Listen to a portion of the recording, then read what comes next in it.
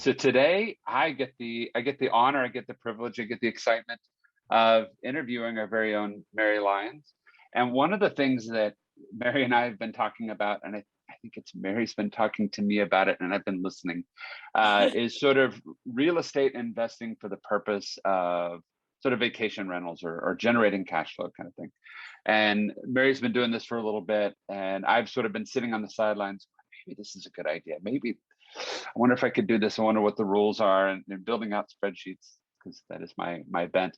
What you do. It's what I do. But I thought one of the things we could do today was sort of walk through and sort of interview Mary as she's sort of talking about these things, and then you guys get to kind of sort of have the master's class as we go through it.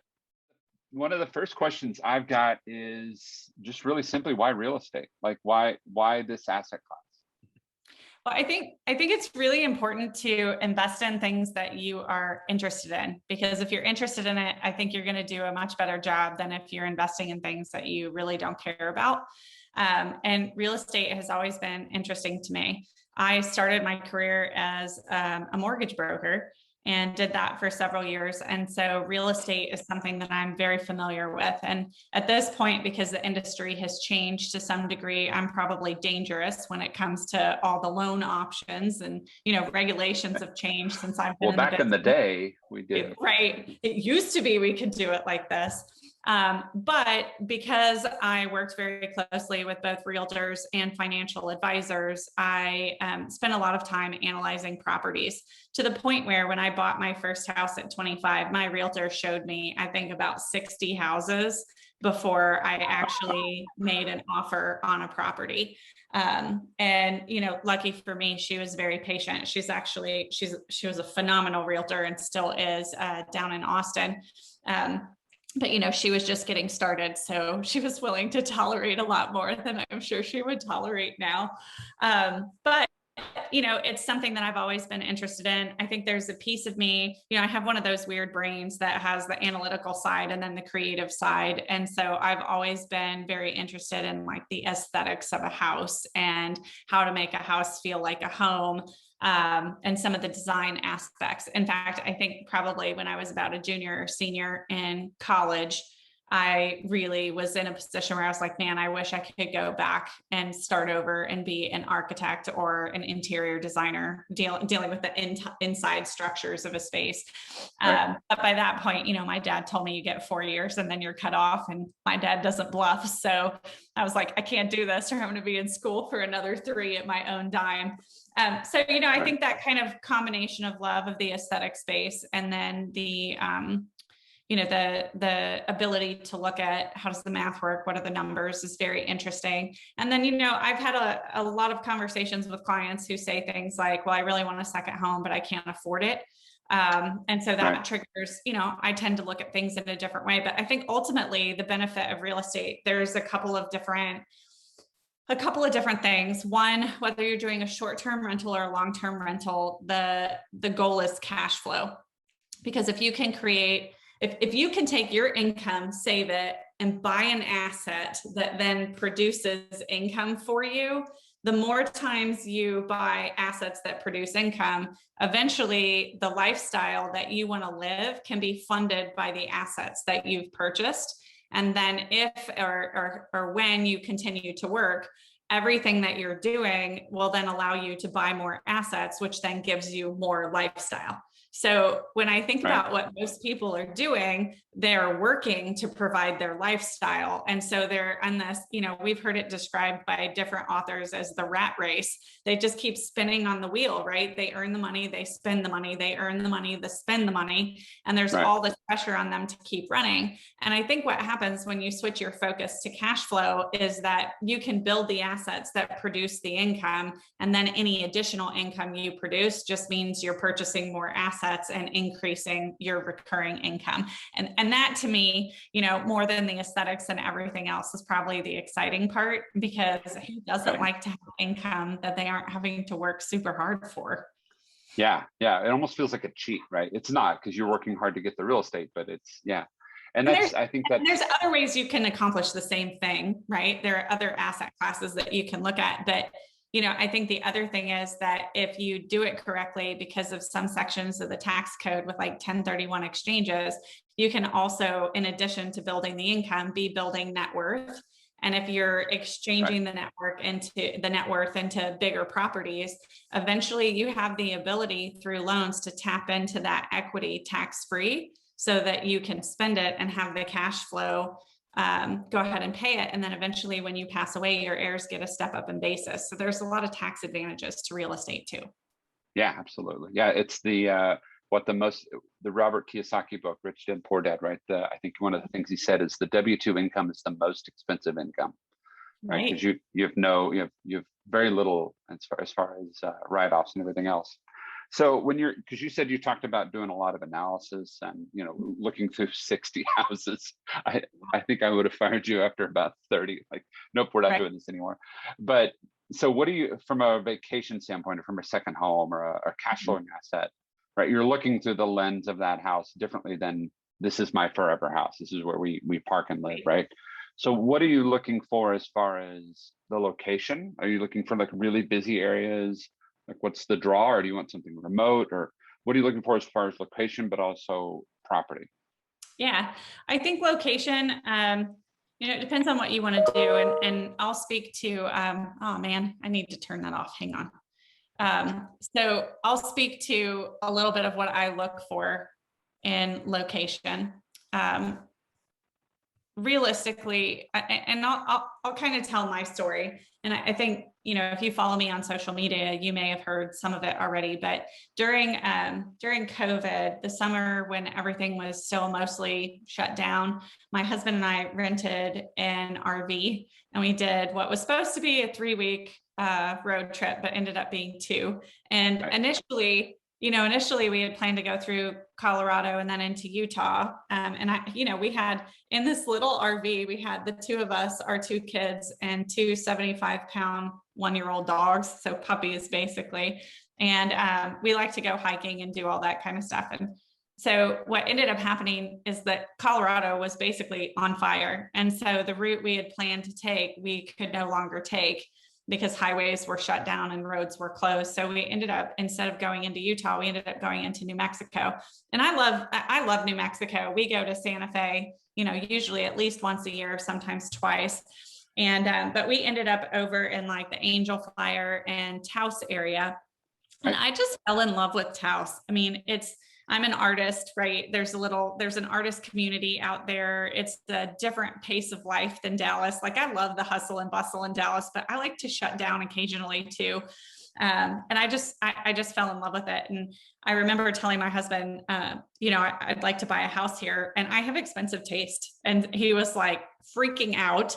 And he was like, I'm not going to tell you no. I mean, you work hard. We've got the money to do it. If that's what you really want, do it. But, sometimes you can tell when your spouse says, yeah, that's fine, that it's not really fine.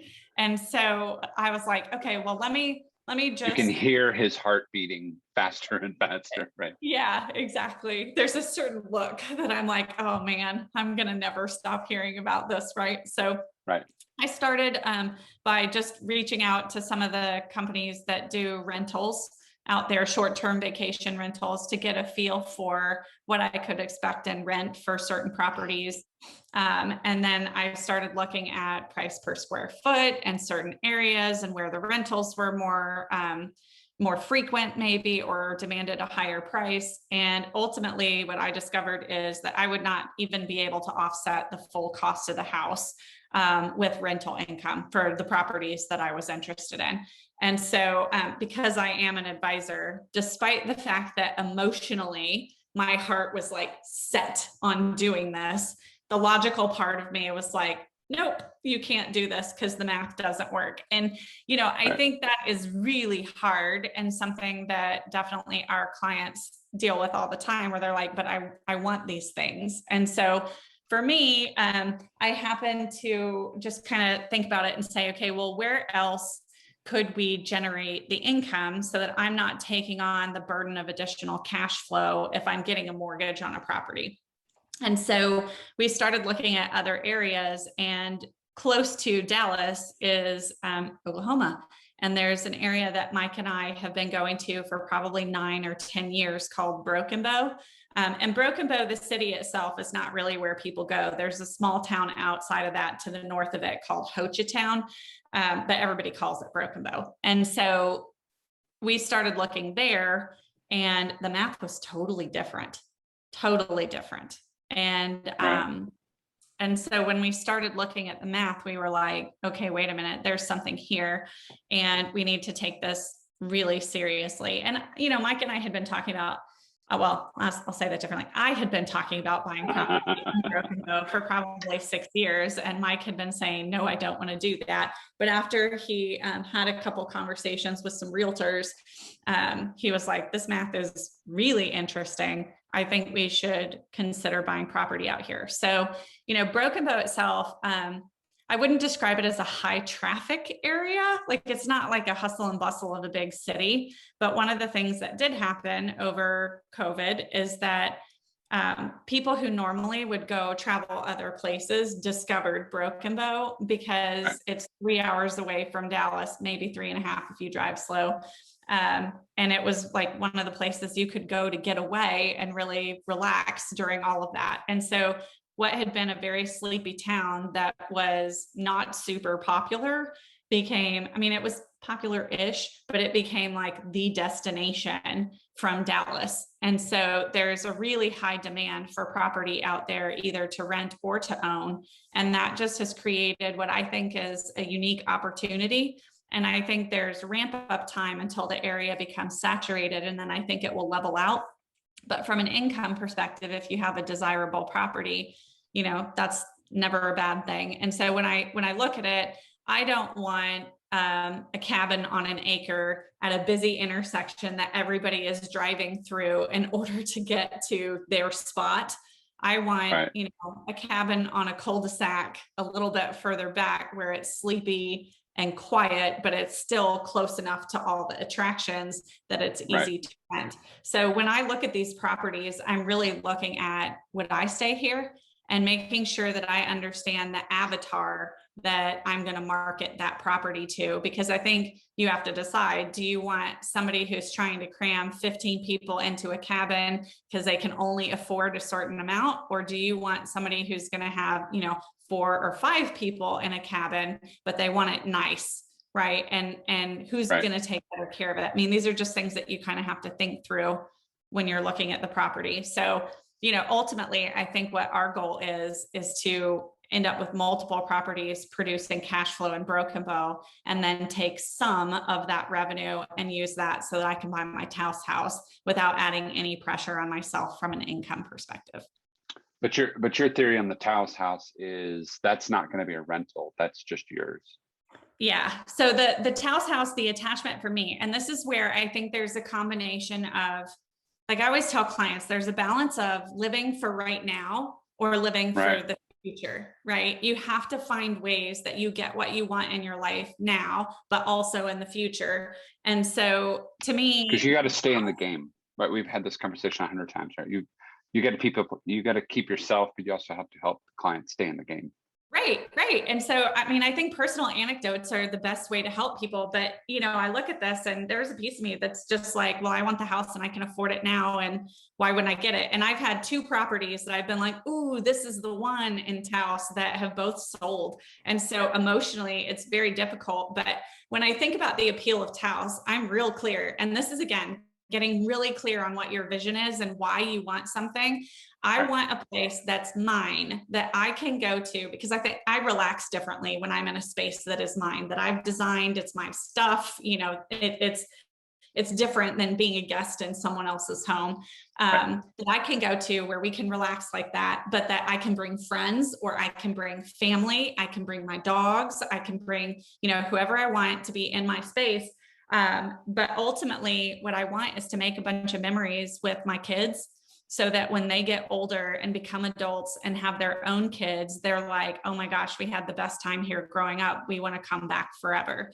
Right. And so some of it is about giving them all those memories and making sure that life is good for them. But I'll be honest, some of it's selfish. Like, I want to make sure that my kids have a reason to come back and see me, even when they're adults. And if that means that I've got a house where they can stay and they can go skiing, in the winter, or they can go hiking and swimming in the summer, those things are really important to me. So how do I get that? I got to do the broken bow stuff first. So I've got to delay my gratification by 1 to 2 years, I think is really what it will end up taking. But then I think the gratification will be so much sweeter because there's no pressure or stress associated with it. Right. Yeah. If this thing that you're trying to get to go relax causes you stress to go relax, it's probably not the right thing. Right? Worth it. Yeah. Yeah. Yeah. So one of the things that that I remember in the beginning of whenever I was learning how to do options trading, we were learning how to do the puts and the calls and the buys and the sells, right? All of that stuff. And one of the things that we always walk through, and especially in options trading, but I think in investing in general, was this idea of fear and greed, right? The market's going up, greed kicks in. When the market's crashing, you try to figure out how to get out, right? And so one of the things the instructors would always talk about is, in order to keep fear and greed in line, you shouldn't have any option or any portion of that trade be more than 2% of what you're investing. So if you're investing $100,000, no position that you're taking should be more than 2% of that number. Because then if it all goes bad, okay, well, it's 2%, I lost it, whatever. But if it all goes great, it's not outweighing everything else that you're doing, right? Right. It helps you keep in the game and be more analytical about it, right? So one of the things I was thinking through is okay, I'm asking for a friend, but I'm also asking for everybody else, because I know this is not an uncommon thing to go do real estate. It's not like you've figured out that, hey, if we sell properties, maybe we could make money. It's kind of a classic deal, right? So I've got 100K, I've got 200K, I've got 500K, whatever the number is. How much do you generally put into a property, in any one single property, before you're like, all right, I'm overextended, I've got too much of my net worth in this one asset or this one position? Yeah. Well, I think you have to start somewhere, right? And so if you want to start in real estate, you just have to start. I mean, I think about buying my first home, which ended up being a rental. And I think I probably had about $45,000 saved up, and I put 15 into the property, but then I remodeled it. And I remember getting so tight on cash flow during the remodel that I had to go get a title loan on a car I had paid off to make sure I had enough cash to pay the contractor. And looking back at that, I'm like, holy moly, like that could have gone south in so many different ways.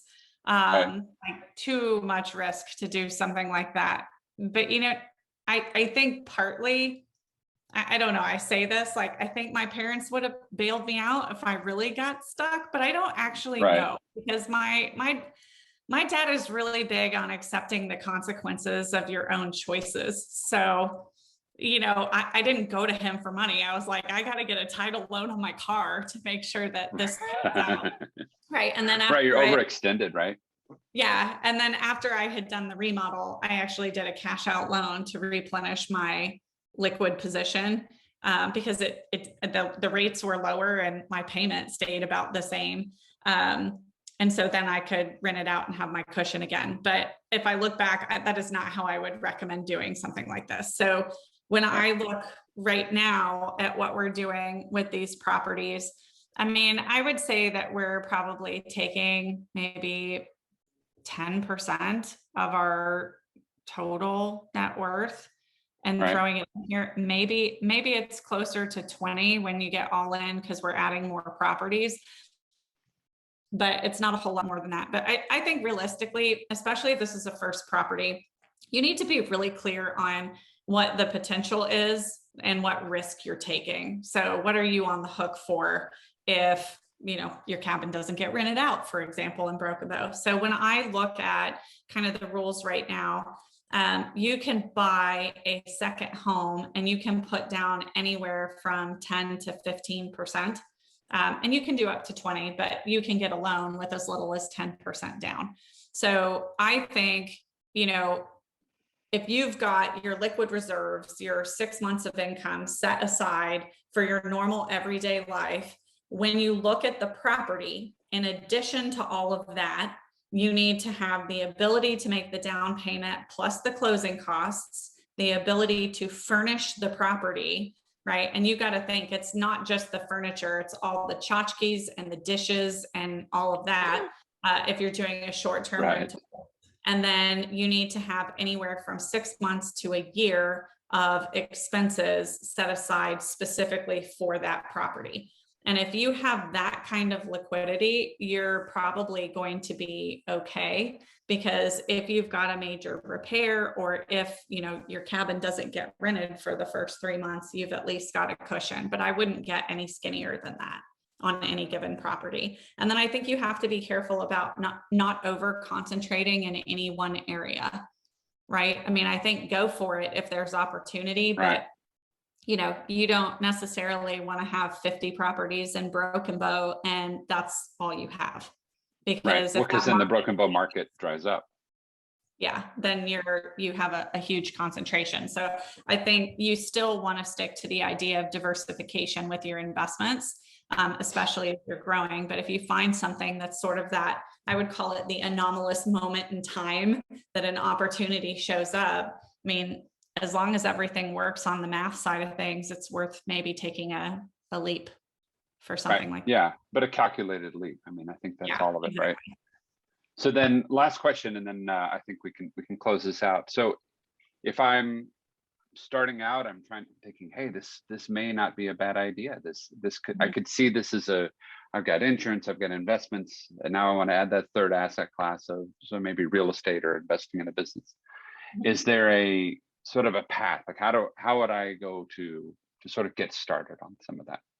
Well, I think research is your friend on this kind of stuff. I can tell you that our family is involved with every Facebook group we can find about rentals in Broken Bow, because people put all kinds of questions and information and experiences up there. Like, I know that I will never rent out a cabin over the 4th of July. I might stay in it myself, but I'm not going to rent it out because of the problems that people have talked about with their renters specifically over that time period. They're blowing up stuff in the house. People are blowing up fireworks, stuff is catching fire, they're having big parties. Like, it's better to maybe just not rent it that weekend. But you know, the loss in revenue is not worth it. Right. And, you know, but that's anecdotal stuff, right? Then I think you need to understand occupancy rates. You need to understand rental swings. You need to understand the seasonality of the market. And, you know, the way that you find that generally, I mean, I find that we have not had any realtors that were particularly helpful with us finding that math. We've gotten way more information about that from the Facebook groups. But we've gotten some information from some realtors. We've talked to different property management companies to get kind of their take on it.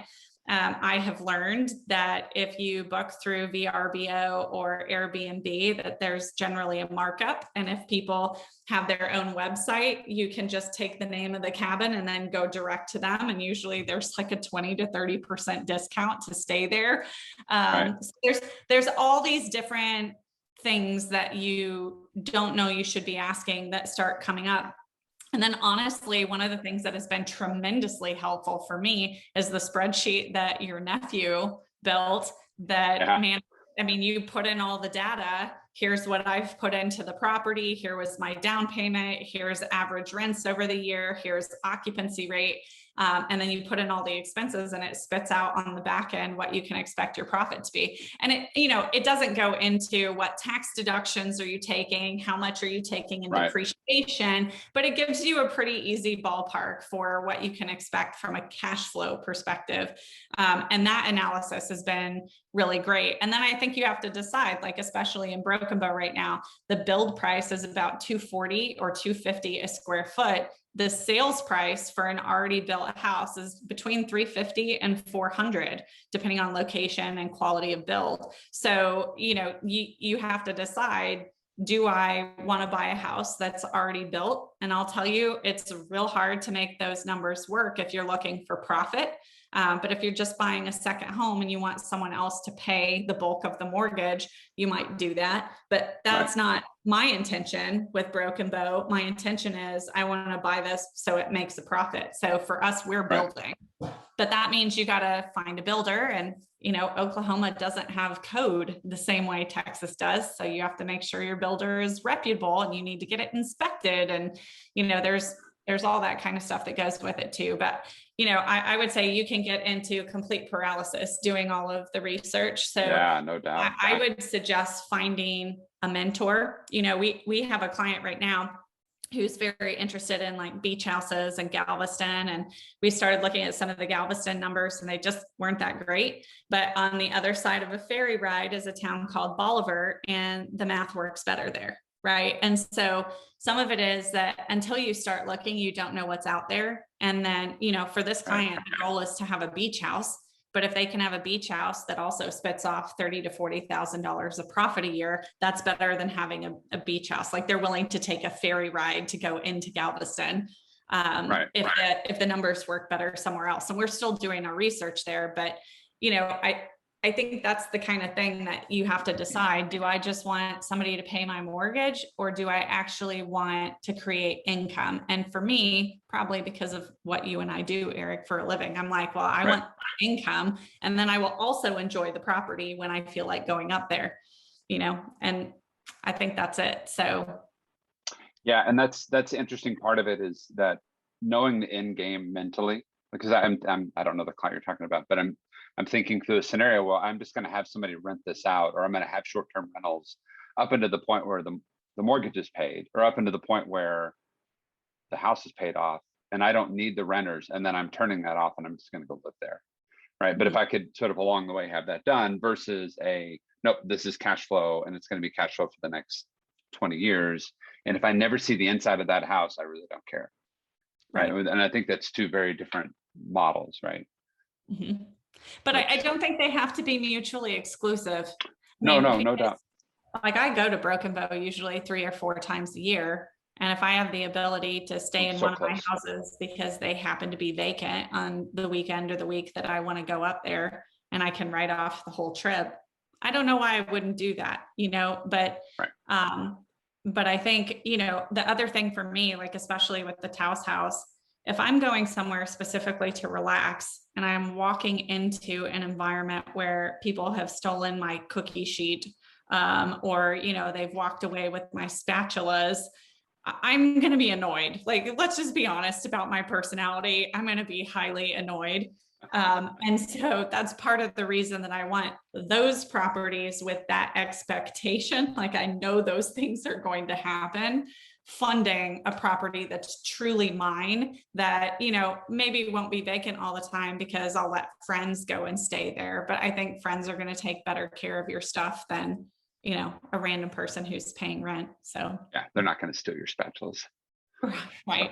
Yeah. And that actually comes from a woman that I've been talking to that has multiple properties. And she's like, every time we go stay in one of them, there's stuff that has walked away. So she's like, every trip, she's like, I know that within 24 hours of getting there, I have to check everything. And then there's the Walmart trip. So you just to replenish. You got to be ready for stuff like that and willing to deal with it. And then I think the other thing is you have to decide, do the margins work with a property management company, or are you going to self-manage? Because that's a whole different beast. But if you're willing to self-manage, you can usually save anywhere from 20 to 30% of the gross rents, which frequently is the profit margin. Right. Yeah. Yeah. And it's how much of the headache. So no, this is perfect. And where can they find you? Because I'm supposed to ask that, as far as the good social media person that I am. I'm glad you're asking, because I probably would have forgotten. So you can find me at The Wealth Woman, either on Facebook or on Instagram. And then you can find me as Mary Lyons or The Wealth Woman on LinkedIn. Yeah.